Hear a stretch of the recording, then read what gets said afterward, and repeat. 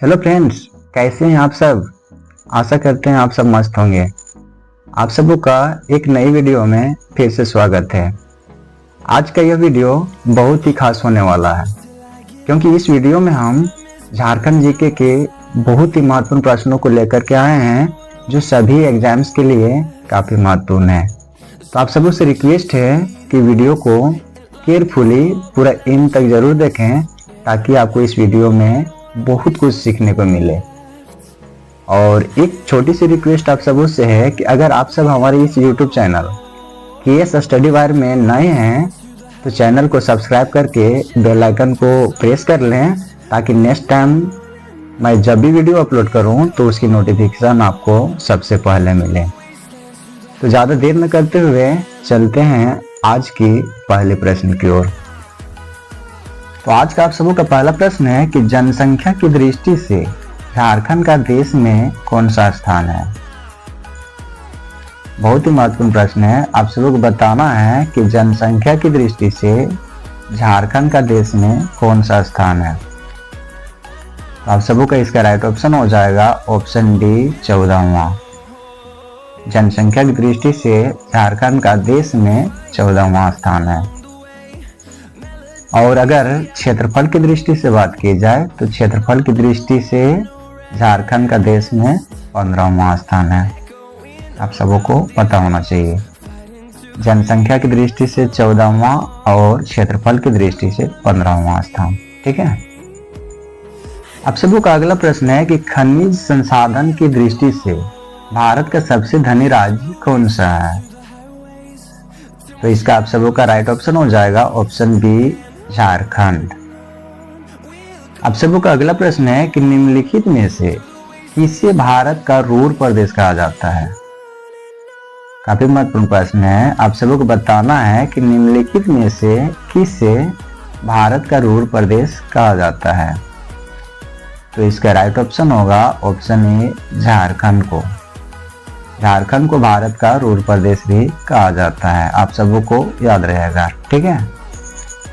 आप सबों का अगला प्रश्न है कि झारखंड राज्य का कुल जनसंख्या 2,69,45,829 है, जो भारत की कुल जनसंख्या का कितना प्रतिशत है। तो आप सबों का इसका राइट ऑप्शन होगा ऑप्शन ए 2.42%। ठीक है। आप सबों को पता होना चाहिए।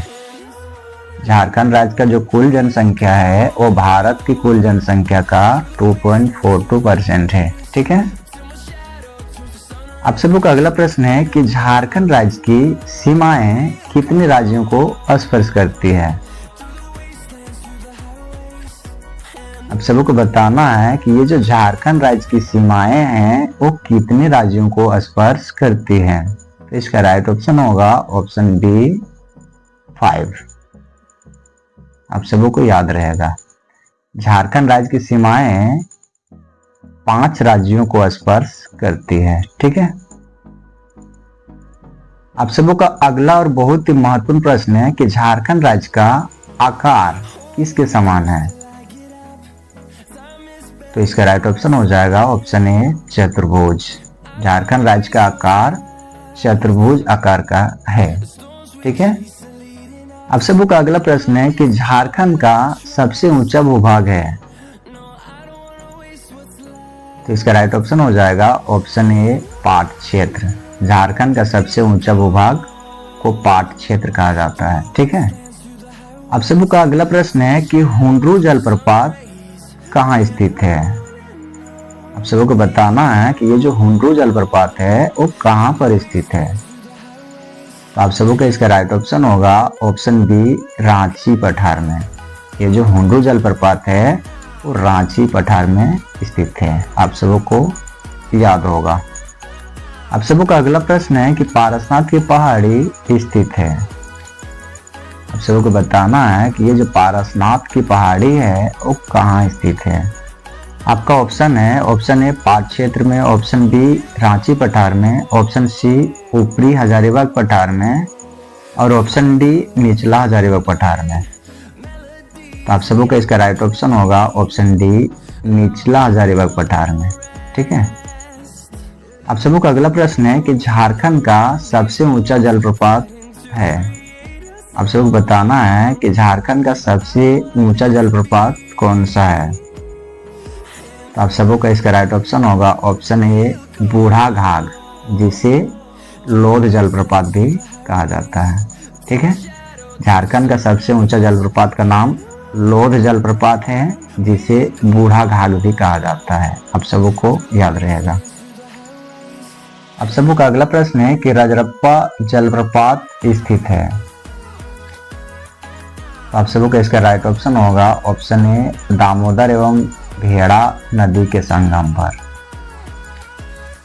ये जो रजरप्पा जलप्रपात है वो दामोदर एवं भेड़ा, जिसे भैरवी नदी भी कहा जाता है, उसके संगम पर स्थित है। आप सबों को याद रहेगा, रजरप्पा जलप्रपात दामोदर एवं भेड़ा नदी के संगम पर स्थित है। ठीक है, आप सबों का अगला प्रश्न है कि हुंड्रू जलप्रपात किस नदी पर स्थित है। तो इसका राइट ऑप्शन होगा ऑप्शन डी स्वर्णरेखा नदी पर। ये जो हुंड्रू जलप्रपात है वो स्वर्णरेखा नदी पर स्थित है। आप सबों को याद होनी चाहिए, ये जो हुंड्रू जलप्रपात है वो स्वर्णरेखा नदी पर स्थित है। आप सबों को याद होना चाहिए। ठीक है, आप सबों का अगला प्रश्न है कि तेतुलिया गर्म जलकुंड स्थित है। तो इसका राइट ऑप्शन होगा ऑप्शन ए धनबाद में। ये जो तेतुलिया गर्म जलकुंड है वो धनबाद में स्थित है। ठीक है, अगला प्रश्न है कि झारखंड का सबसे गर्म स्थल है। तो आप सबों को इसका जवाब पता होगा। इसका राइट ऑप्शन होगा ऑप्शन ए जमशेदपुर। झारखंड का सबसे गर्म स्थल जमशेदपुर है। ठीक है, अगला प्रश्न है कि झारखंड का सर्वाधिक वर्षा का क्षेत्र है। तो इसका राइट ऑप्शन होगा ऑप्शन ए नेतरहाट का पठार। झारखंड का सबसे अधिक वर्षा वाला क्षेत्र नेतरहाट का पठार है। आप सबों को याद होना चाहिए। ठीक है, आप सबों का अगला प्रश्न है कि झारखंड की सर्वप्रमुख मिट्टी है। आप सबको बताना है कि ये झारखंड की सर्वप्रमुख मिट्टी कौन सी है। इसका राइट ऑप्शन होगा ऑप्शन ए लाल मिट्टी। झारखंड की सर्वप्रमुख मिट्टी लाल मिट्टी है। ठीक है, अगला प्रश्न है कि झारखंड में पाई जाने वाली मिट्टियों में सबसे नवीन मिट्टी है। इसका राइट ऑप्शन होगा ऑप्शन डी जलोढ़ मिट्टी। झारखंड में पाई जाने वाली मिट्टियों में सबसे नवीन मिट्टी जलोढ़ मिट्टी है। अगला प्रश्न है कि ऊंची भूमि को क्या कहा जाता है। आप सबों का इसका राइट ऑप्शन होगा ऑप्शन ए टांड। ऊंची भूमि को झारखंड में टांड के नाम से जाना जाता है। ठीक है, आप सबों का अगला प्रश्न है कि नीची भूमि को कहा जाता है। आप सबको बताना है कि झारखंड में नीची भूमि को क्या कहा जाता है। तो आप सबों का इसका राइट ऑप्शन होगा ऑप्शन बी दोन। झारखंड में नीची भूमि को डोन कहा जाता है, जिसे हम लोग डॉन डॉन बोलते रहते हैं। ठीक है, आप सबों का अगला प्रश्न है कि झारखंड में राज्य के कुल क्षेत्रफल के लगभग कितने प्रतिशत भाग में वन पाए जाते हैं। तो इसका राइट ऑप्शन होगा ऑप्शन सी 30%। झारखंड में राज्य के कुल क्षेत्रफल के लगभग 30% भाग में वन पाए जाते हैं। आप सबों को पता होना चाहिए। ठीक है, आप सबों का अगला प्रश्न है कि झारखंड का सर्वाधिक वन भूमि वाला जिला कौन सा है। आप सबों को इसका राइट ऑप्शन होगा ऑप्शन ए पलामू। झारखंड का सर्वाधिक वन भूमि वाला जिला पलामू है। आप सबों को याद होनी चाहिए। आप सबों का अगला प्रश्न है कि किस जिले के कुल क्षेत्रफल में वन क्षेत्र का प्रतिशत झारखंड में सर्वाधिक है। तो आप सबों को इसका राइट ऑप्शन होगा ऑप्शन ए कोडरमा। कोडरमा जिले के कुल क्षेत्रफल में वन क्षेत्र का प्रतिशत झारखंड में सबसे अधिक है। आप सबों को याद होनी चाहिए। आप सबों का अगला प्रश्न है कि झारखंड में किस वृक्ष को राजक वृक्ष का दर्जा प्राप्त है। आप सबों को बताना है कि झारखंड में किस वृक्ष को राजक वृक्ष का दर्जा प्राप्त है। तो इसका राइट ऑप्शन होगा ऑप्शन ए साल वृक्ष। झारखंड में साल वृक्ष को राजक वृक्ष का दर्जा प्राप्त है। आप सबों का अगला प्रश्न है कि झारखंड की खेती में किस फसल का सर्वप्रिय स्थान है। तो इसका राइट ऑप्शन होगा ऑप्शन ए अगहनी फसल। झारखंड की खेती में अगहनी फसल का सर्वप्रिय स्थान है। ठीक है। अगला प्रश्न है कि खरीफ फसल में किसका सर्वप्रमुख स्थान है। तो इसका राइट ऑप्शन होगा ऑप्शन ए धान। खरीफ फसल में धान का सर्वप्रमुख स्थान है। आप सबों का अगला प्रश्न है कि रबी फसल में किसका सर्वप्रमुख स्थान है। तो आप सबों का इसका राइट ऑप्शन हो जाएगा ऑप्शन ए गेहूं। रबी फसल में गेहूं का सर्वप्रमुख स्थान है। आप सबों को याद होना चाहिए। ठीक है। आप सबों का अगला और सबसे महत्वपूर्ण प्रश्न है कि झारखंड का सबसे लंबा राष्ट्रीय राजमार्ग है। आप सबों को बताना है कि ये झारखंड का सबसे लंबा राष्ट्रीय राजमार्ग कौन सा है। तो आप सबों का इसका राइट ऑप्शन हो जाएगा ऑप्शन ए NH-33। झारखंड का सबसे लंबा राष्ट्रीय राजमार्ग NH-33 है। आप सबों को पता होना चाहिए। ठीक है।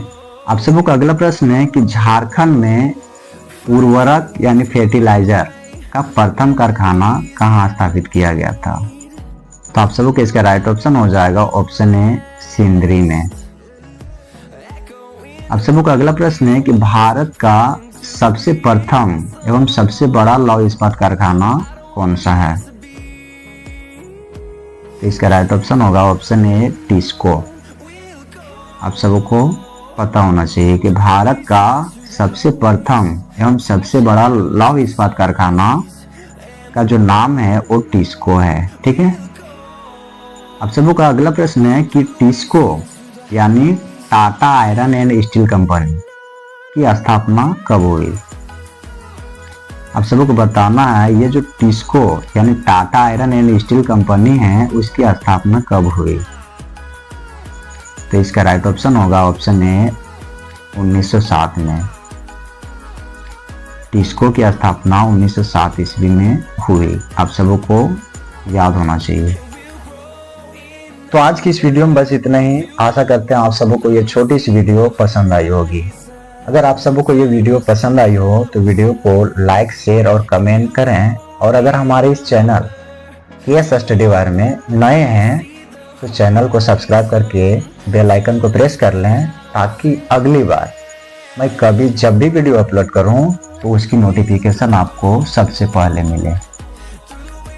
Thanks for watching. Best of luck. आपका दिन शुभ हो। Thank you.